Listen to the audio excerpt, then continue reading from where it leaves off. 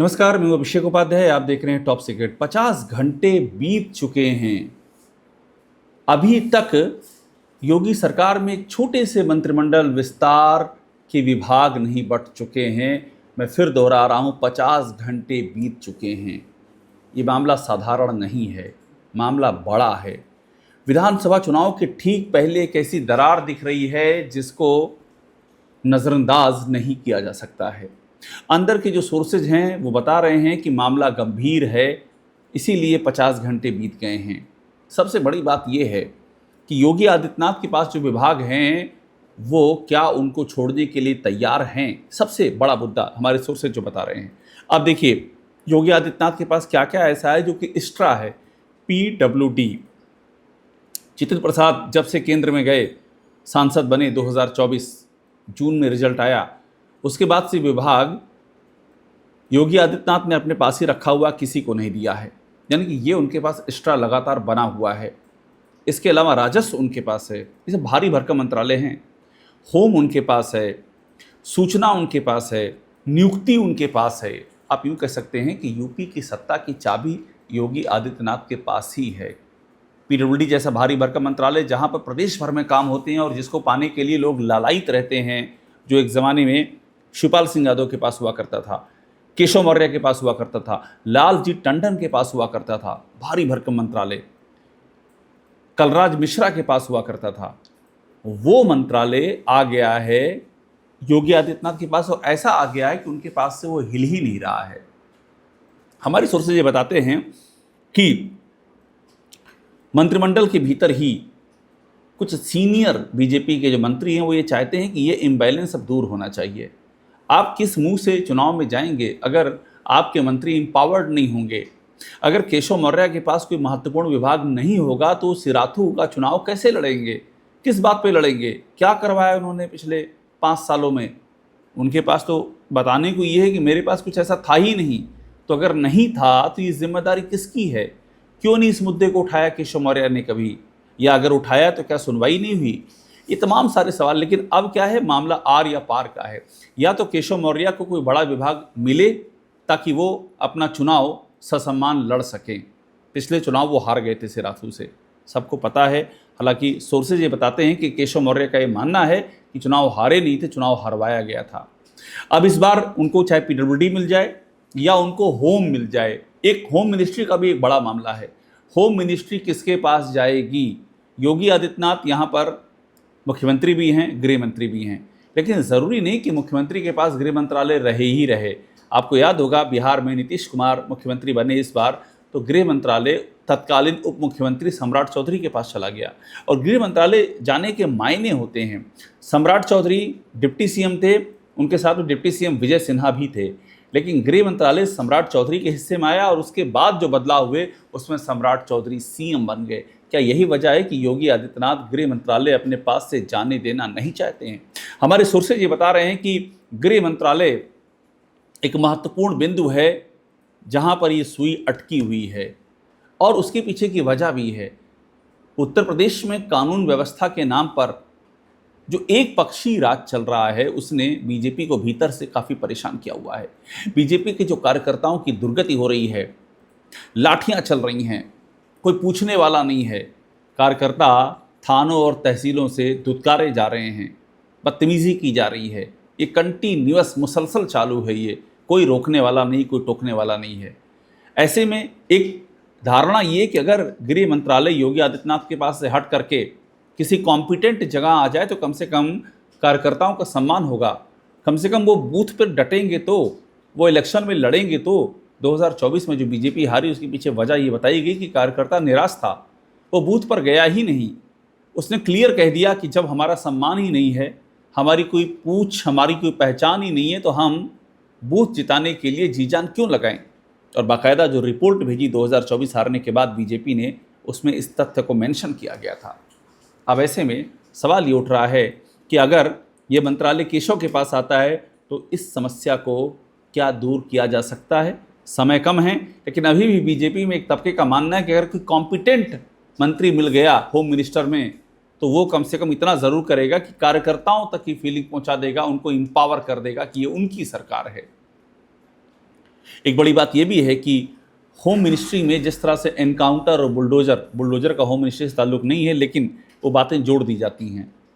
Encounter कहाँ हो रहा है, कहाँ नहीं हो रहा है, बुलडोज़र कहाँ चल रहा है, कहाँ नहीं चल रहा है, ये सारे सवाल हैं।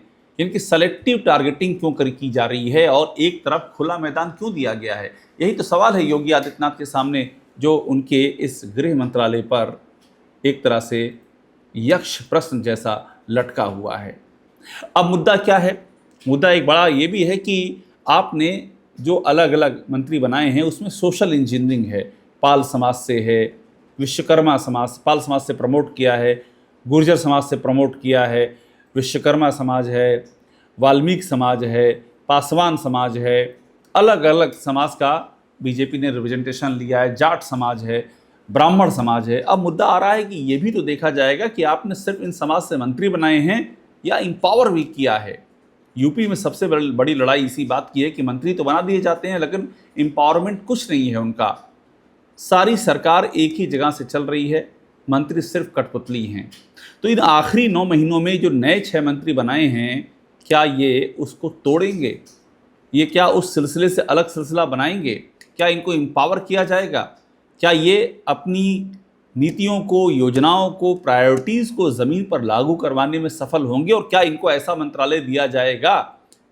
क्या मनोज पांडे को ऐसा मंत्रालय मिलेगा कि कैबिनेट मंत्री बनने के बाद भी उनका वो कैबिनेट मंत्री बनने का जो दर्जा होता है उसका कुछ वेटेज मिले उनको ज़मीन पर, लोग समझें कि हाँ मंत्री हैं, ये काम कर सकते हैं कुछ?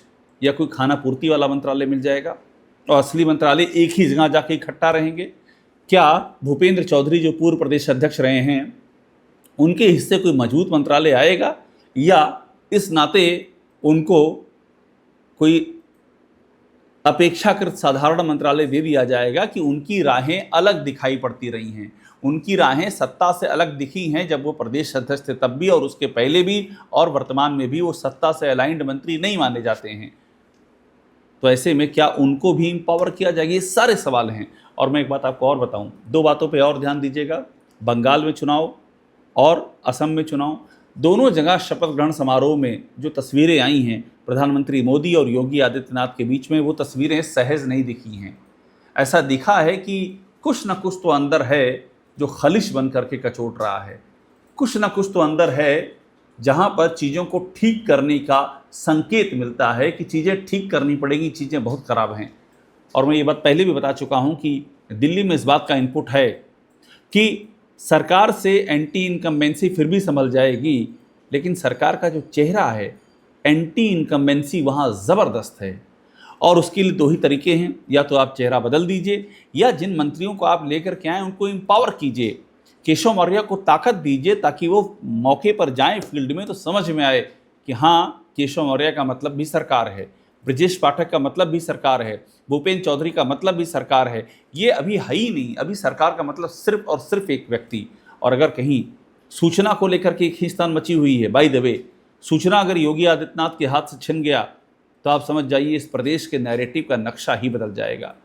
क्योंकि सूचना का जो कारोबार रहा है पिछले 9 सालों का, उसमें ना कोई अहमियत सरकार को, ना मंत्रियों को, ना प्रधानमंत्री को। जो आरोप लगते रहे हैं, सारा फोकस सिर्फ और सिर्फ योगी आदित्यनाथ पर, उनकी इमेजिंग और ब्रांडिंग के लिए। यहाँ तक कि सरकार के अपने मंत्रियों ने कह दिया कि सूचना हमारी टारगेट किलिंग करता है, खुल करके कहा, नाम लिया उन अधिकारियों का। तो क्या सूचना को लेकर के भी ये उधेड़बुन है कि सूचना, और ये कहा जा रहा है कि अगर सूचना योगी आदित्यनाथ के हाथ से निकल गया तो उनके पास कुछ शेष बचेगा नहीं, क्योंकि सारी प्रोफाइलिंग इसी बात की है। हरियाणा में बीजेपी जीती, चला दिया गया कि योगी की लहर से जीती। महाराष्ट्र में जीती, योगी की लहर जीती। दिल्ली जीती, योगी की लहर से जीती। बंगाल जीती, योगी ने जिताया। जबकि अपने प्रदेश में लगातार बीजेपी हार रही, योगी आदित्यनाथ की अगुवाई में लगातार सीटें कम हुई जा रही हैं। लेकिन सूचना का बजट ऐसा है कि जो हेडलाइन चलती हैं उससे लगता है सब कुछ योगी के जरिए ही हो रहा है। इसलिए अगर खुदा न खास्ता ये सूचना का विभाग चला गया तो आप समझ लीजिए कि जो नैरेटिव आसमान पर चढ़ाया गया और एक झटके में ज़मीन पर गिरेगा। और दिल्ली इस बात को तो मॉनिटर कर ही रही है कि जो भी ऑल इंडिया योगदान है बीजेपी को आगे बढ़ने में, उसमें बड़ी भूमिका है प्रधानमंत्री मोदी के चेहरे की, अमित शाह की संगठन शक्ति की। लेकिन ये सारा क्रेडिट एक ही जगह पर आकर के क्यों ऐसा लगता है जैसे झोली में समेट लिया जा रहा है। ये किसका चमत्कार है? ये सूचना, ये विज्ञापन का प्रचार प्रसार कौन कर रहा है? ये इकोसिस्टम कौन है जो यूपी में नारे लगाता है, योगी तुझसे बैर नहीं, मोदी तेरी खैर नहीं? ये कौन लोग हैं? ये सब बातें दिल्ली के संज्ञान में हैं और मैं इसीलिए कह रहा हूँ, मामला फंसा हुआ है, 50 घंटे बीत चुके हैं, घड़ी की सुई लगातार आगे बढ़ रही है। और फिर आप गौर कीजिए, छोटा सा विस्तार है, ये भी नहीं, टोटल 8, 6 नए मंत्री, 2 का प्रमोशन। ऐसा भी नहीं है कि कोई बहुत सरकार का गठन हो रहा है कि विभागों में इतना समय लग रहा है। उसके बाद भी इतना टाइम यहाँ क्यों लग रहा है? यही बता रहा है कि यूपी में हालात कितने संवेदनशील हैं। और आप ये तय मानिए कि अगर कोई बड़ा चेंज हो जाता है मंत्रालय का, योगी आदित्यनाथ के पास से एक बड़ा मंत्रालय अगर चला जाता है, तो जो पावर इम्बैलेंस है वो काफ़ी हद तक बैलेंस हो जाएगा और यूपी में एक पक्षी राजनीति जो बीजेपी होगी, यानी कि एक ही व्यक्ति के इर्द गिर्द, उस राजनीति की भी शक्ल बदल जाएगी। इसलिए भले देर लग रही हो, लेकिन इस पर निगाह रखना होगा, क्योंकि ये जो विभागों का बंटवारा है, ये बीजेपी की इंटरनल राजनीति की भी दशा और दिशा तय कर देगा। टॉप सीक्रेट देखते रहिए, लाइक कीजिए, इसे सब्सक्राइब आप ज़रूर कर लीजिएगा।